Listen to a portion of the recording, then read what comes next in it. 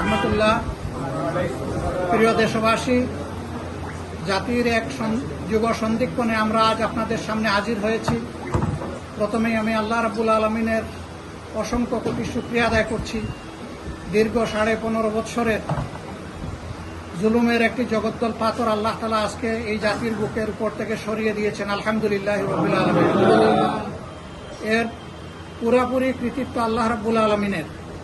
আর জমিনে আমাদের কলিজার টুকরা যুবক সন্তানেরা তারা জীবন বাজি রেখে জাতিকে কঠিন জুলুমের জাতাকল থেকে মুক্ত করার জন্য তারা যে আন্দোলনের সূচনা করেছিল, আল্লাহ তাআলা তাদের সেই আন্দোলনকে কবুল করেছেন। কিন্তু এই আন্দোলন এমনি এমনি আজকের এই পর্যায়ে আসে নাই। শত প্রাণের বিনিময়ে, অসংখ্য ভাই বোনের আহত হওয়ার বিনিময়ে, রক্তের বিনিময়ে আন্দোলন আজকে এই জায়গায় এসে পৌঁছেছে। অতএব আমি প্রথমেই জাতির সেই সমস্ত বীর সন্তানদের প্রতি গভীর শ্রদ্ধা জ্ঞাপন করছি, যাদেরকে অন্যায়ভাবে খুন করা হয়েছে। আল্লাহ তাআলার দরবারে দোয়া করি, আল্লাহ তাআলা তাদেরকে উত্তম মর্যাদা দান করুন এবং ঈমানের সাথে যারা বিদায় নিয়েছে আল্লাহ তাদেরকে শহীদ হিসাবে কবুল করুন। প্রিয় দেশবাসী, এর পাশাপাশি যারা আহত হয়েছে সেই আহত ভাইদের আমি সুস্থতা কামনা করছি মহান মনিবের দরবারে। এই পরিস্থিতিতে আন্দোলন করতে গিয়ে ছাত্র আন্দোলনের যে সমস্ত ভাইদেরকে গ্রেফতার করা হয়েছে, জুলুম নির্যাতন করা হয়েছে এবং তাদের পাশাপাশি বিভিন্ন বিরোধী দলের সিনিয়র নেতৃবৃন্দ সহ অসংখ্য নেতা কর্মীকে গ্রেফতার করা হয়েছে। পাশাপাশি অনেক সাধারণ মানুষকে, নিরীহ মানুষকেও গ্রেফতার করা হয়েছে। অবিলম্বে আমরা তাদের মুক্তি দাবি করছি। সম্মানিত দেশবাসী, জাতির এই যুগ সন্ধিক্ষণে আমাদের উপর এক বিরাট দায়িত্ব এসে অর্পিত হয়েছে। এই দেশ আমাদের, এই দেশকে আমরা সকলেই ভালোবাসি। এই দেশে যারাই জন্মগ্রহণ করেছেন তারা সকলেই এই দেশের গর্বিত নাগরিক। এতদিন তাদের মানবাধিকার এবং নাগরিক অধিকার ছিল না, এখন তাদের অধিকার তাদেরকে ফিরিয়ে দেওয়ার অবিলম্বে ব্যবস্থা করতে হবে। আজকে আপনারা হয়তো ইতিমধ্যেই জেনেছেন যে মহামান্য রাষ্ট্রপতির সাথে বিভিন্ন রাজনৈতিক দলের বৈঠক হয়েছে, সেখানে আমরাও ছিলাম। অর্থবহ আলোচনা হয়েছে।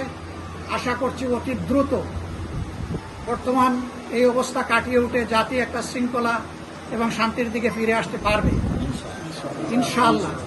এই মুহূর্তে আমাদের বিশেষ অনুরোধ, এইখানে সংখ্যালঘু এবং সংখ্যাগুরু বলে কিছু নেই, সকলেই বাংলাদেশের নাগরিক। সকল ধর্মমতের মানুষের প্রতি আমাদেরকে পূর্ণ শ্রদ্ধা জ্ঞাপন করতে হবে।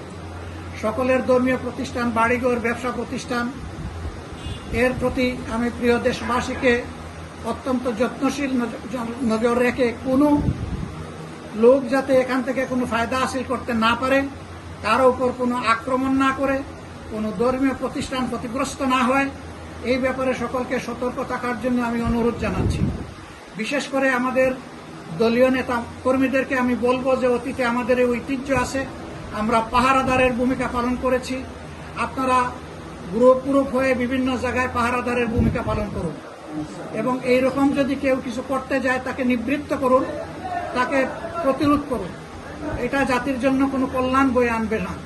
প্রতিশোধে, প্রতিহিংসায় কোনো মুক্তি নাই। শান্তির দিকেই আমাদেরকে আগাতে হবে। আমি আশা করব প্রিয় দেশবাসী, এই দেশটাকে একটা শান্তি সমৃদ্ধির দেশ হিসাবে আমাদের এই আহ্বানকে তারা গ্রহণ করবেন এবং সহযোগিতা করবেন। পাশাপাশি আইন শৃঙ্খলা, বিশেষ করে সামরিক বাহিনীর লোকদেরকে অনুরোধ করব, এই সময় আপনাদের উপরে জাতির নিবু নিবু আশা টিকে আছে। আপনারাও আপনাদের দায়িত্ব অত্যন্ত সৎ সাহসের সাথে, দৃঢ়তার সাথে পালন করুন এবং ন্যায়সঙ্গত সকল কাজে ইনশাল্লাহ আপনারা আমাদেরকে পাশে পাবেন। কিন্তু আপনাদের প্রতি অনুরোধ থাকবে যে আপনাদেরও বাহিনীর কেউ যাতে কোনো ধরনের অঘটন ঘটিয়ে না বসেন অথবা কোনো